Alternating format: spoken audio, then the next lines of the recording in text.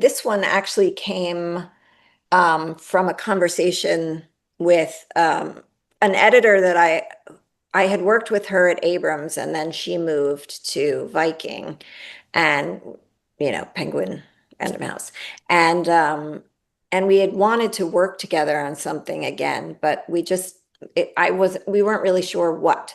And we were just chatting as friends about her company does a lot of professional development, or like they get to go to a lot of different events and the trainings. And she went to this thing at a place called the Motherhood Project in the city.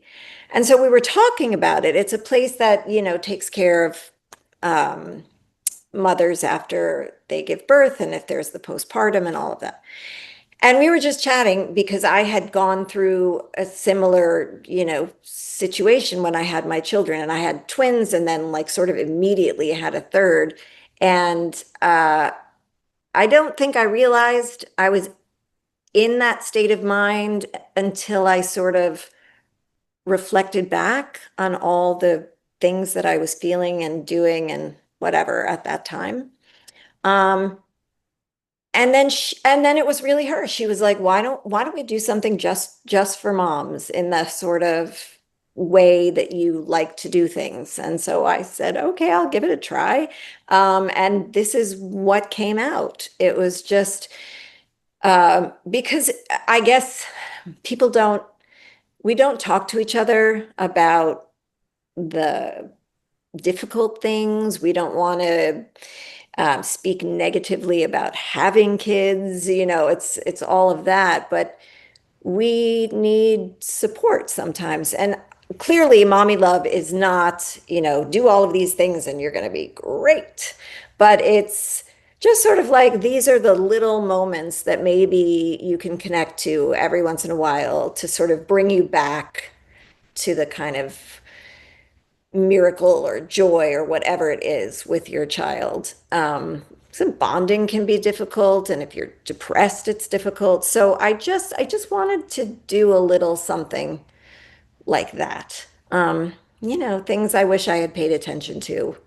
But still, not a substitute for any kind of professional help or anything you might need, but just a little something. I did not, for this one in particular, I did not have an illustrator in mind at all. I did know that I wanted it to be someone new that I hadn't worked with before, and maybe a different style.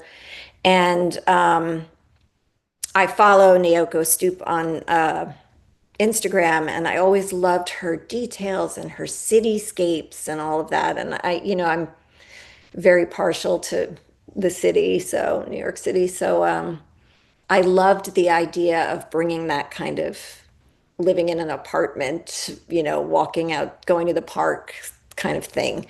And so she was there were like maybe three illustrators we reached out to, but I just really gravitated towards her. So yeah, I mean, so I'm grateful because I am in a place where I can say yes or no or look for someone specific. And as long as their schedule works, like it usually works out. But yeah, so I wrote everything first, and then she did a sketch, and then it was sort of like, yeah, okay, this works. I too grew up in the 80s, and all the fashion magazines and the models, and certainly my own mother, who I love so much, and she has evolved as a human, but, she got it from her mother. It was just sort of this, always getting the up down, or whatever brand of clothing you were wearing, made you more popular or less popular, and how skinny you were, and, always dieting and lean cuisine and all those things. Um, and so, it's something I've always sort of struggled with in a way, and certainly tried very hard not to pass it down to my kids. But I even if I had been successful myself, I mean, social media is really just messing it all up. And I think kids forget that their bodies can, like, it's amazing. You can do so many things in whatever way you're able, right? And I think we don't have these conversations about what we can do and what we're grateful for and how we feel and what, about our bodies in a positive way and how they're connected to nature. If you look around at nature and animals and all of that, they're all different and they're all just as cute as the other. So I really wanted to put that forth and sort of give a little pushback on all of the social media and the comparisons and the things that, everyone's dealing with right now. I mean, the audience for this book may be a little, although I always think picture books are good for any age, but maybe a little younger, maybe they're not quite there yet with social media, but they will be. And if they can have some foundation of, hey, I'm good. Like I can look at this image of this, super skinny or whatever person and be like, I don't have to be that. I'm good with myself, that kind of thing. So that was the inspiration. And then I met my illustrator, Steph Littlebird, at it was a Texas Library Association conference, and she had just illustrated a book called My Powerful Hair, written by, she's an Indigenous artist, and it was written by another Indigenous writer. And we were on a panel together, and I loved her art so much. And I don't know, we just clicked, we started talking, and we're both Abrams people, so we were like, maybe we can do something together. And I started following her on Instagram, so there are good things about social media. And she is like a fine artist, and she does all kinds of beautiful, beautiful paintings and things. And so she was drawing these women who were abundant, and their bodies were just beautiful and big and taking up space, and I was looking at them and I'm like, that's the kind of feeling I want someone to have. Like, I'm just, I can take up whatever space I need. I'm just beautiful. Like, this is all amazing. Um, so I talked to her about it, and it's something she's too struggled with. And so we decided to write about that. And it's been, I mean, a joy. I love her. She's wonderful. So, and that was a brand new kind of illustration as well. So the connection to nature is a really big one.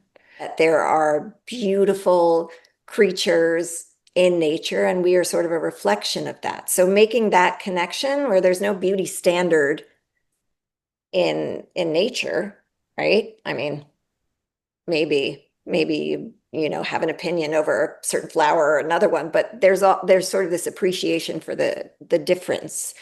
So there's definitely that kind of reflecting and connecting with nature. And then also just taking all those words, there's a page with a list of words that people use as descriptors for their bodies: fat, thin, tall, short, whatever it is, and sort of just making those words innocuous. They're just words, and you can describe your body however you want to. Like, you could hear these words, but there's nothing negative about them. Like, fat's not a bad word, tall's not a bad word, like disabled's not a bad word, all of it. So I want them to see those words and then recognize that they're not insults. They're just ways we describe things. And then also with the various representation of different kinds of bodies,